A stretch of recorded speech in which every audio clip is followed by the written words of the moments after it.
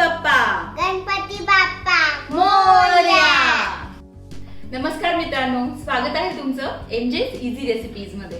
काय मग बाप्पाच्या स्वागताची तयारी झाली की नाही? माझी तर झाली आहे, कारण मी आज बनवणार आहे coconut chocolate modak with almond twist. तर मग चला बघूया साहित्य आणि कृती. काय मृण्मयी, आपण काय बनवायचंय आज? आज आपण बनवूया मोदक. मोदक. चला तर मग बघूया. त्यासाठी साहित्य आपण घेतलेलं आहे एक मोठी वाटी सुक्या खोबऱ्याचा कीस, अर्धी वाटी चॉकलेट सिरप, 2 चमचे साखर, 2 चमचे मिल्क पावडर, 2 ते 3 चमचे दूध घेतलेलं आहे आपण, 7 ते 8 बदाम, त्यानंतर अर्धा चमचा तूप व थोडीशी कॉफी पावडर. चला तर मग बघूया कृती. कृतीमध्ये सर्वप्रथम आपण साखर व दूध एकत्र करून ते विरघळवून घेणार आहोत. आपल्याला दुधामध्ये साखर विरघळवून घ्यायची आहे, तोपर्यंत आपण त्याला मिक्स करणार आहोत. दुधात साखर वितळलेली आहे, आपण त्यात ऍड करूया आता जे कोकोनट आपण घेतलेलं होतं ते. इथे मी जे डेसिकेटेड कोकोनट यूज केलेला आहे सुक्या खोबऱ्याचा चव, तो थोडा मी आधी भाजून घेतला आहे 2 ते 3 मिनिटं. त्यानंतर त्यात ऍड करूया आपण जे आपलं चॉकलेट सिरप घेतलं होतं ते. इथे साखर तुम्ही तुमच्या आवडीनुसार कमी जास्त करू शकता. त्याचबरोबर ऍड करणार आहोत coffee powder. Coffee powder optional आहे, जर तुम्हाला इथे मी कॉफी पावडर यूज केलेली आहे ॲडिशनल एक्स्ट्रा फ्लेवरसाठी चॉकलेटच्या. हे छान मिक्स करून घेऊया. गॅस आपल्याला सिमच ठेवायचा आहे मिक्स करते वेळी. हे छान मी मिक्स करून घेतलेलं आहे. गॅस आपण आता बंद करणार आहोत. अगदी क्विक अशी ही रेसिपी आहे. त्याचबरोबर आपण ऍड करणार आहोत जे मिल्क पावडर आपण घेतलेली होती ती. पुन्हा याला छान मिक्स करून घेऊया. 2 चमचे मिल्क पावडर इथे मी यूज केलेली आहे. छान याला मिक्स करून घेऊया आता. मिल्क पावडर टाकूनही आपण याला छान मिक्स करून घेतलेलं आहे. आपलं हे मिश्रण आता रेडी आहे. आपण याला थोडंसं थंड होऊ देऊया व नंतर मोदक बनवायला घेऊया. मिश्रण इथे थंड होत आहे. आता मला तुम्हाला एक टिप सांगावीशी वाटते. इथे जे आपण सुकं खोबरं घेतलेलं होतं ते मी आधी भाजून घेतलेलं होतं, त्यामुळे तुम्ही करताना ते भाजून घ्या. 2 ते 3 मिनिटं मंद आचेवर तुम्ही ते रोस्ट करून घ्या आणि मग मोदक बनवायला घ्या. खोबरं भाजून ठेवण्याचं कारण असं की जर तुम्ही स्टोअर करून ठेवणार असाल खोबरं, माझ्याकडे नेहमी डेसिकेटेड कोकोनट थोडंसं असतं घरात स्टोअर केलेलं इमर्जन्सीसाठी, तर मी ते नेहमी भाजून ठेवते. म्हणून इथे जे खोबरं मी यूज केलं होतं ते ऑलरेडी भाजलेलं होतं. मिश्रण आपलं थंड झालंय, ते आपण आता एका प्लेटमध्ये काढून घेऊया व मोदक बनवायला घेऊया.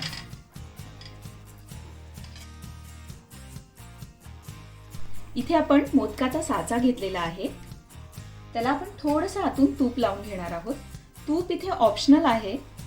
थोडीशी शाईन येण्यासाठी मी इथे तूप यूज करते आहे व निघताना ही मोदक साच्यातून अगदी सहज पद्धतीने निघतो. आता आपण यात साचा बंद करून स्टफिंग ऍड करणार आहोत मोदकाचं व त्याला छान साईडने असं प्रेस करून स्टफिंग त्यात ऍड करणार आहोत.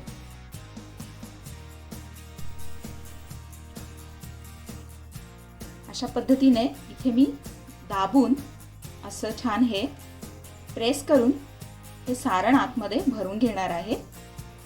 आपल्याला आतमध्ये थोडंसं पोकळ ठेवायचं आहे, कारण आपण जो बदाम घेतलेला आहे तो बदाम यात आपल्याला स्टफ करायचा आहे. इथे तुम्ही बघू शकता साईडने मी छान असं प्रेस करून मध्ये थोडंसं हॉलो ठेवून आता आपण त्यात आता बदाम स्टफ करणार आहोत, जो आपण बदाम घेतलेला आहे. इथे तुम्हाला अख्खा बदाम नसेल यूज करायचा, तुम्ही काप यूज केले बदामाचे तरीही चालणार आहे. आता आपण याला क्लोज करून घेऊया. स्टफिंग छान दाबून प्रेस करून भरायचं आहे आपल्याला, जेणेकरून मोदकाचा जो आकार येतो तो अतिशय सुंदर येतो.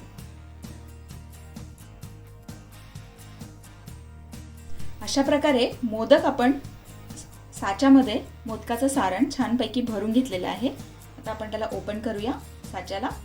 वाव, तुम्ही बघू शकता मस्त असा शेप आलेला आहे मोदकाला. आपण काढून घेऊया. अशाच प्रकारे मी सर्व मोदक बनवून घेणार आहे.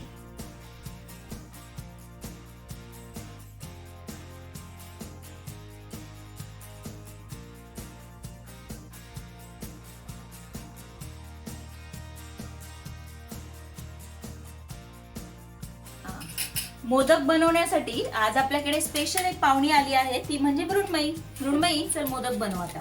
हे बघ, इथे मी तूप लावलंय. आता याला बंद कर आणि तू टाक बरं याच्यात हे. हा, गुड गर्ल. दाब त्याला आतमध्ये. 2 हाताने. हा, असं प्रेस कर ना बाबू.